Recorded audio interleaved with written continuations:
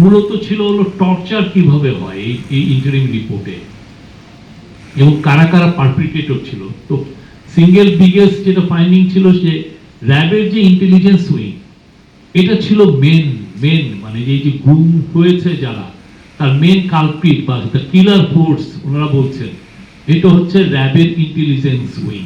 আজকে খুবই ইম্পর্টেন্ট একটা মিটিং ছিল। আজকে গুম সংক্রান্ত কমিশন তাদের second interim report chief adviser কাছে জমা দিয়েছেন।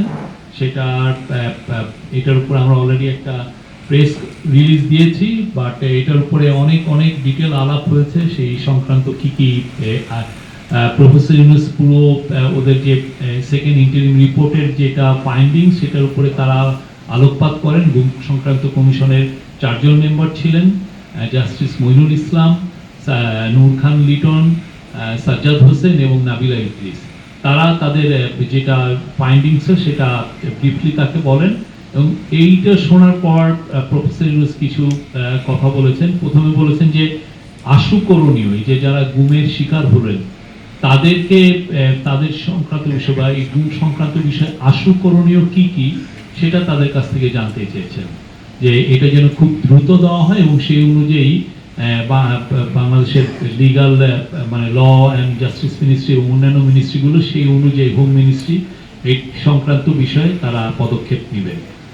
তো আজকে মিটিংয়ে বলা হয় যে এর আগে আপনারা জানতেন যে 1770টার মতো কমপ্লেন ছিল।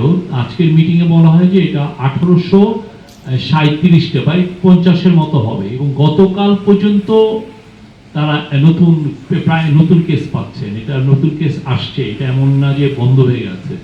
তার মধ্যে 1350টি কেস স্ক্রুটিনাইজ করা হয়েছে। স্ক্রুটিনাইজ মানে হচ্ছে যারা এই কমপ্লেনগুলো করেছেন তারা এসে কমিশনের কাছে তাদের পুরো ইন্টারভিউ দিয়েছেন, এবং ইন্টারভিউগুলো মূলত 2 থেকে 3 ঘন্টা, কোনো দিন মাল্টিপল ডে, 1 দিন 2 দিন 3 দিন তাদের কথা শোনা হচ্ছে। এবং গুম সংক্রান্ত কমিশন কি কোনো সময় দেখা যাচ্ছে তারা সপ্তাহে 7 দিনই কাজ করছে, স্পট ভিজিটও তাদের করতে হচ্ছে। তাদের আজকে আমরা অনেকগুলো চ্যাপ্টারের মধ্যে কিছু আছে লিগাল কিছু ইস্যুর কারণে আমরা প্রত্যেকটা, এবং ভিকটিমের সিকিউরিটির কারণে এবং লিগাল রিজনে আমরা অনেকগুলো চ্যাপ্টার রিলিজ করতে পারবো না, বাট আমরা 7টা চ্যাপ্টার আপনাদের কাছে আমরা কালকের থেকে রিলিজ করব। প্রতিদিন 2টো করে রিলিজ হবে। আপনারা সকালবেলায় 2টো করে চ্যাপ্টার আমরা আমাদের সিএ প্রেস উইং এর হোয়াটসঅ্যাপ পেজের মাধ্যমে আমরা দেব। আপনারা আপনাদের মতো করে রিপোর্ট করতে পারবেন। মূলত ছিল হলো টর্চার কিভাবে হয় এই ইন্টারিম রিপোর্টে, এবং কারা কারা পারপিট্রেটর ছিল। তো সিঙ্গেল বিগেস্ট যেটা ফাইন্ডিং ছিল যে র্যাবের যে ইন্টেলিজেন্স উইং, এটা ছিল মেন মানে এই যে গুম হয়েছে যারা, তার মেন কালপ্রিট বা কিলার ফোর্স ওনারা বলছেন এটা হচ্ছে র্যাবের ইন্টেলিজেন্স উইং।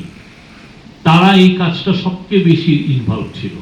এই পুরো যে গুম সংক্রান্ত কমিশন যেটা তাদের ফাইন্ডিংসে বলেছে, তারা অনেকগুলো বলেছে যে কিভাবে যারা ভিকটিমদেরকে নেওয়া হতো